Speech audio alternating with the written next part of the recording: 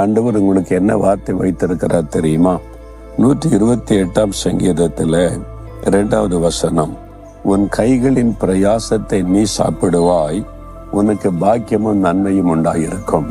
கையின் பிரயாசம், நம்ம எல்லாருமே உழைக்கிறோம்ல.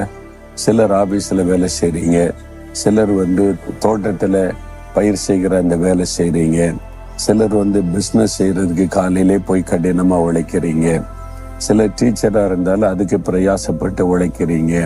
அது மாதிரி எல்லாருமே பிரயாசப்படாம நம்ம சாப்பிட முடியாது, வாழ முடியாது. நம்ம உழைக்கிறோம், ஆண்டவர் உழைக்கிறதுக்கு பலன் தருகிறார். மாதம் முழுதும் உழைச்சா நமக்கு ஒரு சம்பளம் கிடைக்கிறது. அல்லது 3 மாசம் கஷ்டப்பட்டு நிலத்துல பயிர் செய்தா அறுவடை கிடைக்கிறது. அந்த கையின் பிரயாசத்தை நீ சாப்பிடணும், அதான் கர்த்தர் கொடுக்கிற ஆசீர்வாதம். ஆனா சிலருடைய வாழ்க்கையில அப்படி இல்லை.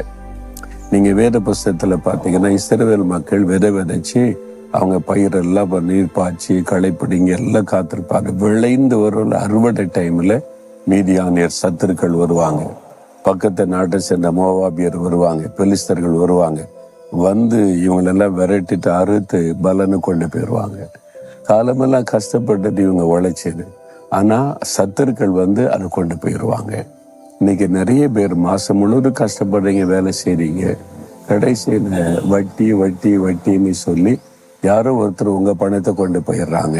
அது இல்லாதபடிக்கு சில தவறான பழக்கத்துக்கு இடம் கொடுத்து உங்களை ஏமாற்றி வஞ்சித்து உங்களோட பணத்தை சுருட்டிட்டு போயிடுறாங்க. சிலர் ஆஸ்பத்திரிக்கு போய் எல்லா பணத்தையும் கொடுத்துட்டு கஷ்டப்படுறாங்க. காரணமில்லாத நஷ்டம், இழப்பு, சில மனிதர்கள் இப்படி எல்லாம் பாதிப்பு இருக்குல்ல. அப்ப நீங்க உழைச்சி சம்பாதிக்கிறது நீங்க சாப்பிட முடியல, யாரோ கொண்டு போறாங்க, எங்கேயோ அது போகிறது.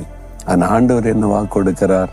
உன் கையின் பிரயாசத்தை நீ சாப்பிடுவ, உனக்கு பாக்கியமும் நன்மை உண்டாயிருக்கு. இந்த கர்த்தருடைய ஆசீர்வாதம், அதை நீங்க கேட்டு பெற்றுக்கொள்ளணும்.